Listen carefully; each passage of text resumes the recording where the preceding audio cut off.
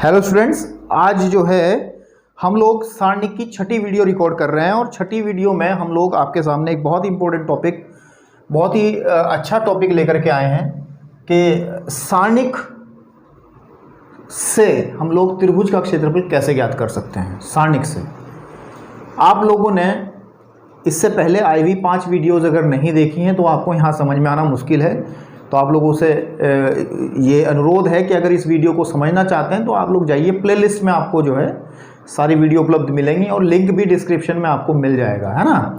तो अभी हम लोग बात करते हैं, जो टॉपिक है हमारा आज का वो है त्रिभुज का क्षेत्रफल, ठीक है नहीं, त्रिभुज का क्षेत्रफल। वैसे ये जो टॉपिक है ना, त्रिभुज का क्षेत्रफल जो टॉपिक है हमारे पास में, ये टॉपिक कोई नया टॉपिक नहीं है। एक्चुअली हर कक्षा में हमने जब से होश संभाली, मतलब कक्षा 8 से ले लो तो आगे हम लोग कई तरीके से जो है त्रिभुज के क्षेत्रफल को पढ़ते ही आ रहे हैं, है ना।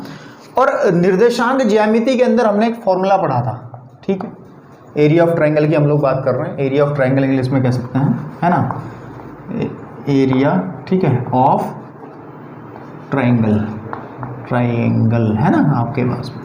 ट्रायंगल्स बहुत सारे त्रिभुज हैं, किसी का भी निकाल सकते हैं, है ना। चलिए, तो हमने निर्देशांक ज्यामिति के अंदर अगर कोई भी हमें कोई त्रिभुज इस तरीके से दिया होता था, इसको इस शीर्ष को A, इसको B और उसको C कह दिया जाए, और इसके कोऑर्डिनेट x1 y1 होते थे, इसके x2 y2 होते थे, है ना, कोमा लगाना जरूरी है, x3 y3 होते थे, ये तो आपको पता है। तो हम लोग त्रिभुज का जो क्षेत्रफल होता था उसको डेल्टा से डिनोट करते थे और लिखते थे 1/2 x1 आपके पास में x1 y2 minus y3 plus x2 y3 minus y1, ठीक है, और plus x3 y1 minus y2। बिल्कुल ठीक बात है, बिल्कुल ठीक बात है। ये हमारा फॉर्मूला होता था कोऑर्डिनेट के अंदर। अगर हमें तीनों निर्देशांक दिए हों, किसी भी त्रिभुज के शीर्षों के निर्देशांक दिए हों, तो आप लोग सिंपल सी बात है, इससे आप इजीली जो है त्रिभुज का क्षेत्रफल निकाल लेते थे, कैलकुलेशन सिर्फ करनी होती थी, है ना। अब हम लोग इस फॉर्मूले को या इस टॉपिक को हम रिलेट करते हैं किससे? सारणिक से। सारणिक से इसका क्या संबंध है, ऐसे ही बन गया। तो वो सब चीज़ें इसमें आप वीडियो में देखिएगा आगे, कि हम लोग अगर सारणिक विधि से निकालने का प्रयास करें तो डेल्टा हम लोग त्रिभुज का जो क्षेत्रफल है वो निकाल सकते हैं 1/2। इस सारणिक को आप लोग याद रखिएगा कि x1 x2 x3 and y1 y2 y3, है ना। मैंने पहले भी कहा था 1 1 1। इस सारणिक को याद रखिएगा। मैंने पहले भी कहा था आप लोगों को चीज़ों को रिलेट करके अगर पढ़ोगे, मैथमेटिक्स में संबंध एक दूसरे से बहुत बनते हैं। इसमें देखो कहीं किसी का दूर दूर तक कोई नाता नहीं था कि सारणिक में त्रिभुज भी आ जाएगा तो आगे त्रिभुज भी और आगे भी आएंगे और भी चीज़ें डिस्कस होंगी, है ना। तो अगर आप लोगों को सारणिक से निकालना क्षेत्रफल तो इस वाले को याद रखो, सिर्फ इसमें वैल्यू पुट कीजिए, फिर आप सारणिक के गुणधर्म लगा के या फिर प्रसार करके इसकी वैल्यू निकाल सकते हो, है ना। दूसरी बात, थोड़ा सा ध्यान से देखा जाए, अगर इस वाले फॉर्मूले में समानता क्या है, समानता क्या है, मैं आपको एक बात बता दूं, ये एक दूसरे के पूरक हैं। मतलब क्या पूरक, क्या कह रहा हूं मैं, छोड़ो। इस तरीके से कहा जाए कि अगर इस सारणिक को सॉल्व किया जाए, या मैं ये कहूं कि पहले कॉलम के सापेक्ष इसका मैं प्रसार कर दूं, जो प्रसार इसका आएगा 1/2 करके, है ना। अब x1 है ना, ये गया और ये गया, this into this y2 minus y3 minus this into this. देखिए इसी तरीके से यहाँ पे माइनस आता है, x2 आ जाएगा और फिर ये गया और ये गया, this into this minus this into this, यानी कि आपके पास में y1 माइनस y3। बिल्कुल ठीक बात है। फिर प्लस का x3 आ जाएगा, इसको मैं प्रसार कर रहा हूँ, ठीक है। ये प्रसार कैसे करते हैं इसकी वीडियो, क्योंकि ये छठी वीडियो है तो एकदम से आपको अगर प्रसार करना नहीं आता तो उसका मतलब आपने पिछली वीडियोज़ नहीं देखी हैं, उसको समझना जरूरी है, बिना उसके तो क्वेश्चन होने ही नहीं है। तो x3 फिर ये गया और ये गया, this into this minus y1 minus y2 आपके पास में। तो ये फॉर्मूला जो है एक्चुअली है क्या, आप कहोगे यहाँ थोड़ा सा फर्क है, यहाँ प्लस आ रहा है तो आप लोग यहाँ प्लस कर सकते हो, इसको बदल दो y3 माइनस y1 कर दो, है ना। तो समझ दो ना। तो यही फॉर्मूला जो है, अगर हम इसको पहले कॉलम के सापेक्ष इसका हम प्रसार करते हैं तो फॉर्मूला निकल करके आ जाता है। ये बात छोटी सी थी, एक दूसरे में संबंध था ये, इसको आप याद रख लीजिए, बहुत आसानी से याद हो जाएगा, याद करने में भी कोई समस्या नहीं है, सीधी बात है। पहला कॉलम x1 x2 x3, जबकि इसको याद करने में बच्चों को दिक्कत होती थी जब आप लोग क्लास 9th में वगैरह पढ़ते थे तो दिक्कत होती थी, लेकिन अब आपको मुझे लगता है दिक्कत नहीं होगी। इसको आप याद रखिए x1 x2 x3 y1 y2 y3 1 1 1, ठीक है आपके पास में, तो आप इजीली इसको सॉल्व करके निकाल सकते हो। इसके साथ 2-3 बातें और जुड़ी हैं। क्या है कि जब हम लोग सारणिक का मान, इसमें इस फॉर्मूले में एक अंतर आ जाएगा। क्या कि हम जब भी सारणिक से किसी भी सारणिक का मान निकालते हैं, यानी कि जब सारणिक हम लोग सॉल्व करते हैं, थोड़ी सी बात समझ ले बेटा, तो इसकी वैल्यू पॉजिटिव भी आती है ना, प्लस में भी आ जाती है और माइनस में भी आ जाती है। आपको पता है त्रिभुज का क्षेत्रफल कभी भी माइनस में नहीं होता, तो हम लोग जब भी त्रिभुज की क्षेत्रफल की गणना करेंगे और इस डेल्टा की वैल्यू माइनस में आ गई तो हम लोग माइनस छोड़ के ही बात करेंगे, यानी कि उसकी एब्सोल्यूट वैल्यू या फिर निरपेक्ष मान उसका हम देंगे। अगर किसी की वैल्यू -4 आती है तो आप कहेंगे जी 4 यूनिट इसका जो है, ठीक है, क्षेत्रफल है, माइनस को हम हटा देंगे। ये पहली बात थी, लेकिन ये हर जगह नहीं करना काम। कुछ क्वेश्चंस के अंदर क्या होगा, आपको क्षेत्रफल जो है बेटा, क्षेत्रफल जो है वो दिया होगा, क्या होगा, दिया जाएगा, है ना, और फिर कुछ कैलकुलेशन, कुछ गणना करने को कहा जाएगा, कुछ कैलकुलेशन करने को कहा जाएगा, कुछ क्वेश्चंस करने को कहा जाएगा। तो उस केस में क्या करना है आपको, उस केस में आपको पॉजिटिव भी और नेगेटिव भी दोनों वैल्यूज़ को कंसीडर करना पड़ेगा, नहीं तो आपके आंसर छिप जाएंगे, आपको आंसर सही तरीके से प्राप्त नहीं होगा। क्षेत्रफल अगर दिया हो और कुछ कैलकुलेशन करनी है, कोई वैल्यू निकालनी है, ठीक है, तो आप क्या करोगे, आप पॉजिटिव भी और नेगेटिव भी दोनों चीज़ों को लेकर के जो है कैलकुलेशन करोगे, ठीक है। अब एक बात और छोटी सी क्लियर कर दूं, जो कि आपने छोटी क्लास में भी देखी होगी। क्या है कि अगर अभी बात करते हैं, अगर हमारे पास में 3 पॉइंट हो ए बी सी, इसी की बात कर लेते हैं, ए बी और सी, 3 पॉइंट हो ए बी सी, अगर तीनों संरेख हो, संरेख का मतलब है कोलिनियर, एक ही रेखा में हो, तो क्या होगा, सिंपल सी बात है, अगर ये वाला पॉइंट भी इसी लाइन पे लाई कर जाए, इसी पे आ जाए, तो त्रिभुज का क्षेत्रफल क्या होगा, त्रिभुज का क्षेत्रफल जो होगा, ठीक है, त्रिभुज का क्षेत्रफल जो होगा वो सिंपली 0 हो जाएगा, है ना।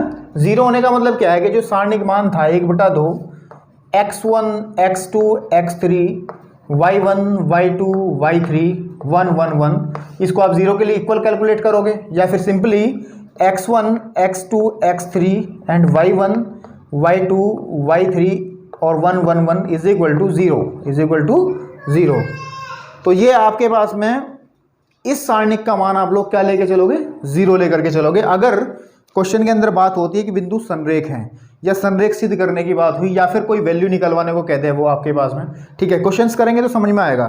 चलिए चलते हैं एक्सरसाइज 4.3 पे, जिसमें इसके क्वेश्चंस हैं। इससे पहले 2-3 एग्जाम्पल जरूर हैं, उसको भी आप डिस्कस कर लीजिएगा, है ना। तो 4.3 एक्सरसाइज में चलते हैं। 4.3 छोटी एक्सरसाइज है, जल्दी खत्म होगी, आसान भी है। चलिए अब प्रश्नावली, ठीक है, 4.3, इसका पहला क्वेश्चन देखिएगा। पहले क्वेश्चन के 3 पार्ट है, तीनों पार्ट आसानी से आप लोग कर सकते हो, मैं एक डिस्कस कर देता हूँ। उसने कहा है कि त्रिभुज का क्षेत्रफल निकालना है जिसके शीर्ष बिंदुओं के, मतलब जिसके शीर्षों के निर्देशांक दिए हैं आपको। क्या क्या दिया है, आप अगर डायग्राम बना के थोड़ा समझना चाहते हो तो ऐसे देख लीजिए, ये ए है ना, ये बी है, ये सी है। पहला निर्देशांक इसका दिया है इसने 1,0, दूसरा दिया है इसने 6,0, तीसरा दिया है 4,3 आपके पास में। तो कहने की बात यह है कि हम लोगों का क्षेत्रफल निकालने के लिए या तो आप बचपन वाले तरीके से करो, लेकिन सारणिक पढ़ रहे हैं तो सारणिक के तरीके से करना जरूरी है। तो डेल्टा इज इक्वल टू होता था 1/2, है ना, x1 x2 x3 and y1 y2 y3, है ना, और 1 1 और 1 सिंपली, है ना। तो अब क्या किया जाए, इसमें ये वाली वैल्यूज तो x1 1 हो जाएगा, x2 x3 y1 y2 y3 क्या क्या वैल्यूज बनेंगी वो आप समझ सकते हो। ये x1 ये y1 ये तो हमारे पास 0 हो गया, x2 y2 6 0, x3 y3 4 and 3 तो रखिए वैल्यू और देखिए कैलकुलेट कीजिए। 1/2 ठीक है। आपके पास में 1 6 एंड 4 है ना, और फिर 0 0 एंड 3 1 1 एंड 1। बिल्कुल ठीक बात है। कैलकुलेट कीजिए इसको आप, सिंपल सी बात है से इसको आप लोग दूसरे कॉलम के सापेक्ष से प्रसार करेंगे कि दूसरे कॉलम के अंदर 2 0 हैं, तो कैसे आएगा, 1/2 बाहर रखिएगा, ठीक है। और 3 -1 की पावर, क्योंकि ये नंबर होता है, ये 3 जो है तीसरी रो और दूसरे कॉलम का एलिमेंट है, तो 3 + 2 इसकी घात बनेगी। ये चीज़ हमने बताई थी पहली वीडियो में। और बचा हुआ क्या है हमारे पास, जब ये और ये, तो कहने के बाद 1 1 6 और 1, तो इसको कैलकुलेट कीजिए 1/2, ठीक है। और ये तो माइनस का आ जाएगा, -3 इंटू कितना 1 - 6 है ना आपके पास में, और 5 दिया हो जाएगा, क्योंकि यहाँ 5 बचेगा, 5 दिया 15, माइनस माइनस प्लस हो जाएगा, तो 15/2 वर्ग इकाई या स्क्वायर यूनिट आपके पास में, ये इसका आंसर बनेगा। तो पहला क्वेश्चन जो है, इसके 3 पार्ट है, तीनों पार्ट आप सेम तरीके से सॉल्व कर सकते हो, कोई डिफरेंस नहीं है तीनों के अंदर, ठीक है ना। सिर्फ आपको कैलकुलेशन करनी है, बाकी आप कर लोगे इजीली। बात करते हैं क्वेश्चन नंबर 2, दूसरे क्वेश्चन की बात करते हैं। चलिए, दूसरा क्वेश्चन हमें क्या कह रहा है कि कुछ पॉइंट्स दिए हैं, आप लोग किताबों में देखिएगा। दूसरे क्वेश्चन में कुछ पॉइंट्स दिए हैं कि ए हमें दिया है a, b + c है ना, और b हमें दिया है b + c + a, b, c + a, बिल्कुल ठीक बात है।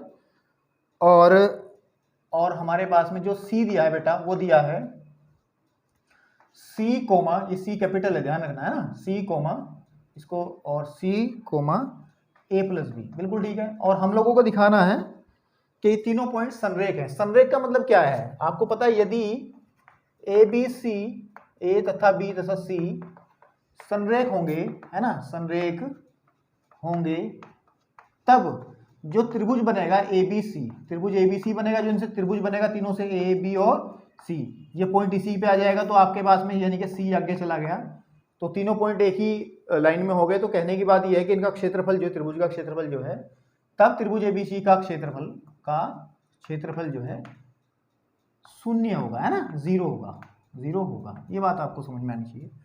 तो सिंपल सी बात है, 1/2, अभी हमने बात की थी 1/2 डिस्कस ना करो, x1 x2 x3 y1 y2 y3 and 1 1 1, इसको हम लोगों को 0 दिखाना रहेगा, तभी तो प्रूफ होगा, है ना।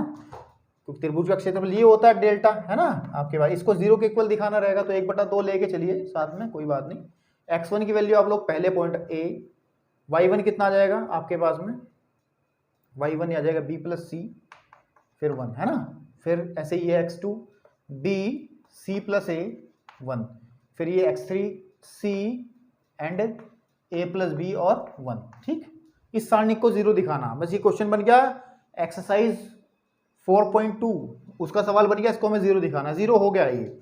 आप देख कैसे हो जाएगा, 1/2 जो का तू रखिए, और इसमें एक ऑपरेशन लगाइए, यहाँ पे क्या लगाइएगा, मैं एक काम कर रहा हूं कि मैं c1 को रिप्लेस कर दे रहा हूं c1 + c2 से। फायदा क्या होगा, जब इसको इसमें जोड़ेंगे तो आ जाएगा a + b + c, a + b + c, a + b + c, वो कॉमन आ जाएगा।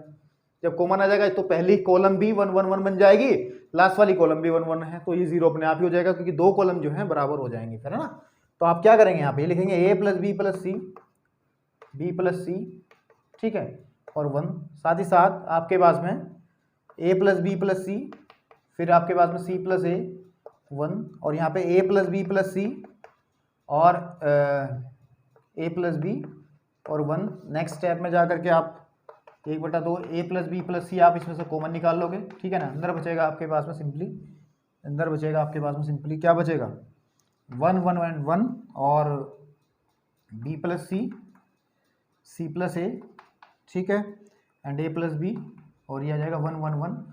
प्रॉपर्टी नंबर 2 ये कहती थी कि अगर किसी भी सारणिक के अंदर 2 रो या 2 कॉलम आइडेंटिकल हो जाएं, एक जैसे हो जाएं, तो उसकी वैल्यू 0 रखिएगा। तो इसका मतलब ये पूरा वैल्यू जो है 0 है, और 0 से मल्टीप्लाई किसी की भी नंबर ही करेंगे तो 0 ही आएगा। तो हमारे पास कहेंगे कि हाँ, ये जो दिए गए पॉइंट्स है वो बेटे क्या है, संरेख है, ठीक है। तो क्वेश्चन नंबर 3 पे चलते हैं। दूसरे में कुछ नहीं था, आप लोग स्क्रीनशॉट लेके देख सकते हैं उसका, है ना। बात करते हैं तीसरे में। तीसरे में k की वैल्यू निकालनी है हम लोगों को। क्या निकालनी है, के की वैल्यू। कैसे, अभी देखते हैं। क्वेश्चन को पढ़िए, देखो किताबों में कहा के का मान ज्ञात कीजिए यदि त्रिभुज का क्षेत्रफल 4 हो। अब हमने एक पॉइंट बताया था अभी कि अगर त्रिभुज का क्षेत्रफल दिया हो, कुछ कैलकुलेशन कराएगा, तो हम लोग त्रिभुज के मानों मतलब त्रिभुज के क्षेत्रफल के दोनों मान डिस्कस करेंगे, माइनस वाला भी और प्लस वाला भी। जैसे तीसरे का फर्स्ट पार्ट हम लोग देखते हैं। तीसरे का फर्स्ट पार्ट कहता है k, 0 है ना आपके पास में, 4, 0 आपके पास में, और 0, 2। तो हम लोगों को अगर ये इससे बनने वाला जो त्रिभुज है, अगर उसका क्षेत्रफल 0 हो, सॉरी 0 कह रहा हूँ, 4 इकाई 4 हो, तो इससे बनने वाला क्षेत्रफल क्या बनेगा, 1/2 ऐसे लिखेंगे, x1 x2 x3 k 4 0 0 0 and 2 और 1 and 1 and 1 is equal to 4। 4 वर्ग इकाई दिया है। हमने ये कहा था कैलकुलेशन करते समय आप लोगों को ध्यान रखनी है बात बेटा, क्या ध्यान रखनी है कि इसको हम दोनों वैल्यूज कंसीडर करेंगे, ये प्लस वाली भी और ये माइनस वाली भी आपके पास है ना। तो पहले आप प्लस लेकर के काम करिए, प्लस लेने पर है ना, जब प्लस लेंगे तो इसको हम 2 को उधर पहुंचाएंगे तो आ जाएगा k 4 0 0 0 2 and 1 1 and 1 साथ इज इक्वल टू 8 आ जाएगा बेटा। क्या आ जाएगा, 8। बस इसमें ज़्यादा क्या कैलकुलेशन ऑपरेशन लगाने की आवश्यकता है नहीं। C2 के सापेक्ष इसका प्रसार कीजिए, यानी कि 2 × -1 की पावर, ये तीसरी रो दूसरे कॉलम का अवयव है, तो इसकी घात आ जाएगी -1 की पावर 3 + 2, और बचेगा क्या, ये गया और ये गया, k4 है ना 1 1, k4 1 1 इज इक्वल टू 8 है ना। डायरेक्टली कैलकुलेट कर सकते हैं इसे, 4 ये 4 टाइम कट जाएगा, ये तो आपके पास माइनस रह जाएगा है ना, ठीक है माइनस, और अंदर क्या आ जाएगा k -4 इज इक्वल टू 4। बिल्कुल ठीक बात है भाई, इसको कैलकुलेट कर लीजिए। माइनस का k इज इक्वल टू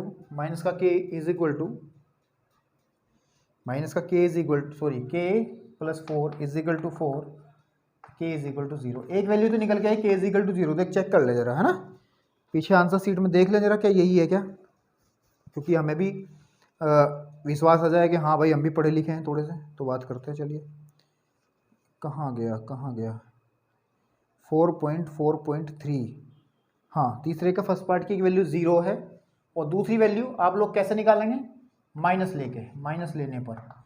लेने का मतलब क्या है, इधर वाला प्रोसीजर तो सेम ही रहेगा है ना, ये यहाँ तक तो सेम ही चलेगा, सिर्फ यहाँ भी तो माइनस आएगा, मतलब चलो बात कर लेते हैं। ये आएगा k 4 0 0 0 2 1 1 and 1 is equal to, यहाँ पे 8 बना था तो यहाँ हम लोग कंसीडर करेंगे माइनस का 8। बिल्कुल ठीक बात है। जब इसको आप कैलकुलेट करोगे, नीचे की तरफ मैंने पहले करके दिखा दिया है ना आपके पास में, इसकी जो वैल्यू बनेगी इधर वाली वैल्यू बनेगी माइनस का k प्लस का 4 इज इक्वल टू माइनस का 8 है ना, माइनस का 8। तो माइनस का 8 कहाँ बनेगी, क्योंकि 2 कट जाएगा ना, 4 बनेगी ना, तो उसको जब उधर लेकर के जाएंगे तो माइनस कहने के बाद minus k is equal to आ जाएगा माइनस का 8 and k is equal to आ जाएगा 8। तो 2 वैल्यू आई k की, एक तो आई हमारे पास में कितनी 0 और 8, तो ये आपके पास में सॉल्यूशन है। बाकी क्वेश्चंस को अटेम्प्ट कीजिएगा, नहीं हुआ तो फिर बात करते हैं। फोर्थ की बात करते हैं, क्वेश्चन नंबर फोर्थ के भी 2 पार्ट हैं, तो उनमें से एक देखिएगा, बाकी आप अपने आप देखिएगा है ना। कोई दिक्कत परेशानी हो तो आप बता सकते हो कमेंट बॉक्स में, पर्सनल नंबर भी दिया गया है, व्हाट्सएप के माध्यम से भी प्रॉब्लम्स को आप पूछ सकते हो, उसका सॉल्यूशन आपको तुरंत प्रोवाइड किया जाएगा, ठीक है। 4 का फर्स्ट पार्ट है ना, कहा गया है कि सारणिक का प्रयोग करके, आप बुक में अपने क्वेश्चन जरूर पढ़ना, जब क्वेश्चन करता है या फिर कभी भी आप लोग वीडियो देखें तो किताब साथ में लेके देखें, क्वेश्चन जो है उसमें पढ़ें और फिर समझने का प्रयास करें। क्वेश्चन को समझना भी एक कला होती है बेटा। तो सारणिक का प्रयोग करके हम लोगों को ये 2 पॉइंट दिए हैं, 1 और 2 साथ में, और 3 और 6 को मिलाने वाली रेखा का समीकरण ज्ञात करना है। तो सिंपल सी बात है, आप लोग क्या कीजिए, ये एक रेखा में है, बिल्कुल ठीक बात है, तो इस पे एक वेरिएबल पॉइंट और ले लो कहीं भी आपके पास में, मान लिया आगे ले लो पीछे ले लो, इसको कह दिया हमने x, y। अब ये तीनों पॉइंट कैसे हैं बताइए मुझे, है तो एक ही रेखा में है ना, एक ही रेखा में है, लेकिन अगर एक रेखा में है तो क्या होता है, इनसे बने हुए, अगर ये a है, ये b है, ये c है, तो हमारे पास अगर ये ए बी सी एक ही रेखा में होंगे तो सिंपल सी बात है, त्रिभुज ए बी सी का जो क्षेत्रफल है यानी कि 1/2 है ना, x1 x2 x3 y1 y2 y3 1 1 1 is equal to 0 बनेगा। हो गया काम। इस 1/2 को उधर खत्म कर देंगे, x1 की वैल्यू रख देंगे यहाँ पे 1, ठीक है, यहाँ पे आ जाएगा 3, यहाँ पे आ जाएगा x, यहाँ पे आ जाएगा फिर 2 6 एंड y, फिर यहाँ 1 1 1 इज इक्वल टू 0। कैलकुलेट कर लीजिए, आंसर आ जाएगा। प्रसार कर लीजिए डायरेक्ट, 1 इंटू ये गया 6 माइनस वाई माइनस 2। ये कैसे करते हैं इसको मैं बार बार नहीं बताऊंगा, पीछे 6 वीडियोस अपलोड कर चुका हूँ, उसमें आप देखे जा करके सब कुछ मिल जाएगा प्रसार कैसे करते हैं। ये गया 3 माइनस एक्स है ना, और प्लस का 1 लिखेंगे, ये गया और ये गया 3y माइनस के 6x इज इक्वल टू 0। इसको आप जैसे जैसे नीचे कैलकुलेट करने जाओगे तो सिंपली मैं डायरेक्ट इसको बता रहा हूँ, आप लोग कैलकुलेट कर लेना, कोई ज़्यादा टेंशन वाली बात नहीं है। इसकी जो वैल्यू आएगी वो सॉल्व करके आएगी 2x माइनस का y इज इक्वल टू 0, या कह सकते हैं y is equal to 2x। आप लोग सॉल्व करना है मात्र, सॉल्व तो आप कर ही सकते हो, क्लास 12 के बच्चे हो या नहीं भैया, कैलकुलेशन वर्क ही तो है थोड़ा सा, तो आप लोग इसको कर लोगे।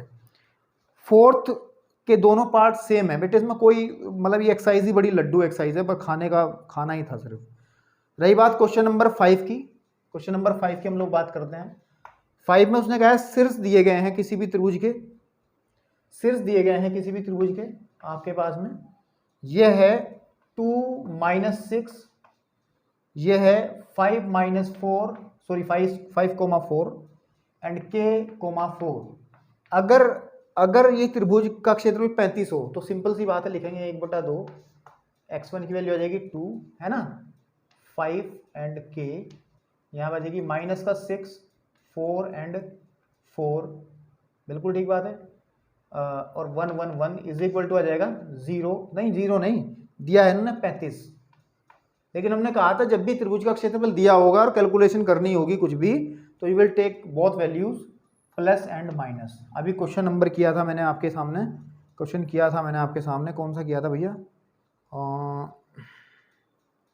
हाँ थर्ड में जितने भी पार्ट किए, थर्ड का ही एक हिस्सा है, ये थर्ड का ही एक हिस्सा है, तो आप इसको लिख लीजिएगा 2 5 एंड k है ना, minus 6 4 and 4 1 1 and 1 is equal two plus minus 70 है ना। तो एक बार आप प्लस लेकर के चलना, ठीक है, और एक बार आप माइनस लेकर के चलना, तो दो आंसर आपको मिलेंगे। इसमें आंसर मिलेंगे आपको जाके डी 12 और माइनस के 2, 12 माइनस के 2। कैसे कैलकुलेट होगा, अब यार ये तो वही बात हो गई ना कि सारी रामायण के बाद पूछ रहे हो कि सीता का बाप कौन है, तो ये आप खुद ही कर सकते हो है ना, मैं इसको छोड़ दे रहा हूँ। आज की वीडियो इतना ही रखें क्योंकि टॉपिक एक अलग टॉपिक था, इसको हमने छोटी सी वीडियो में समाहित कर दिया है। नेक्स्ट जो है वीडियो जो है बहुत इंपॉर्टेंट होगी, उपसारणिक यानी कि माइनर और सहखंड यानी कि कोफैक्टर, उसको लेकर के आएगा, उसमें से क्वेश्चन जरूर बनता है। तो अगर कोई बात आपके मन में हो तो कमेंट बॉक्स में ज़रूर बताइएगा वीडियो कैसी लग रही है, या फिर समझ में आता है या नहीं आता, कुछ इंप्रूवमेंट की गुंजाइश है तो वो भी बताइएगा, ठीक है। तो आज इतना ही रखते हैं, नेक्स्ट वीडियो में जो है नेक्स्ट टॉपिक की चर्चा करेंगे। धन्यवाद।